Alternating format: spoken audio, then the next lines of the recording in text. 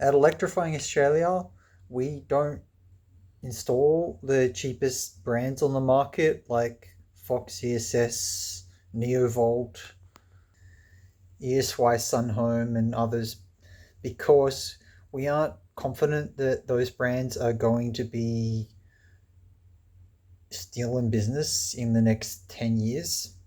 Why?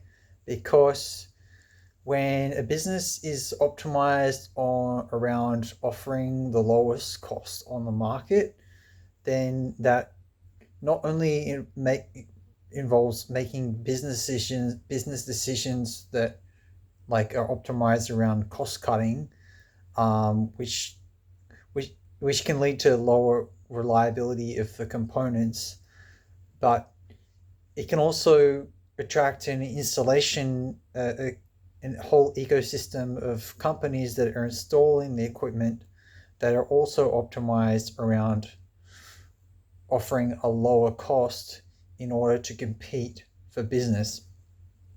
So that attracts lower quality installations.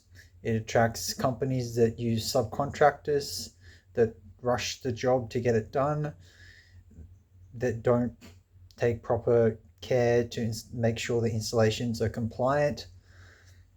And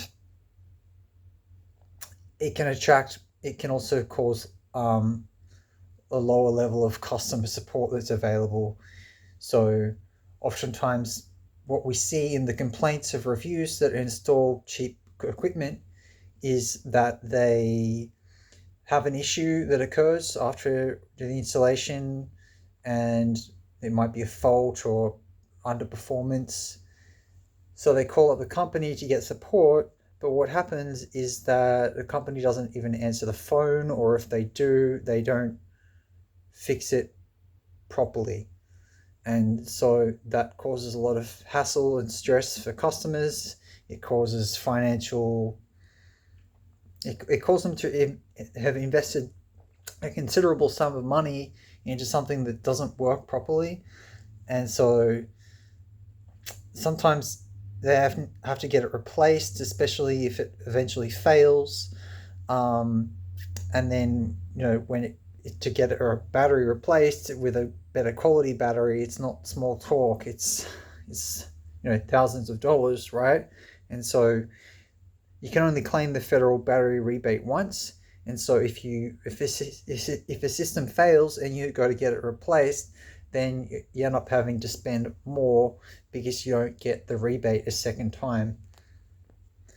Another common issue that we see with the installation quality is that it can often be non-compliant with, for example, exposed cables that aren't in conduit, and that they can also look quite messy as well. And exposed cables can be a safety problem because if they get any water ingress or corrosion, or if they're damaged mechanically by if they're damaged by vermin chewing them on them, or kids, adventurous kids or whatever, then that can lead to electrical faults. It can lead to arcing, especially if combined with corrosion or water ingress, and that can lead to fires. So I think that I read a statistic just today that said that about 15% of all home fires have an electrical fault involved, or that are caused by an electrical fault.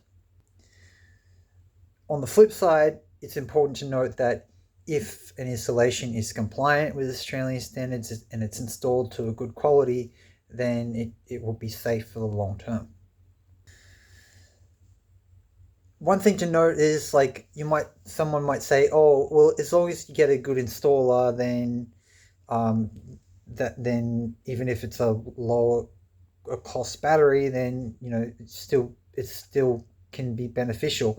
However, one thing to consider with that is that even if the installation quality is good, then the equipment might not be as reliable, and even if it might still be, then we don't know at this point how reliable it is going to be over the next 10 years because Australian home batteries are all relatively new on the market.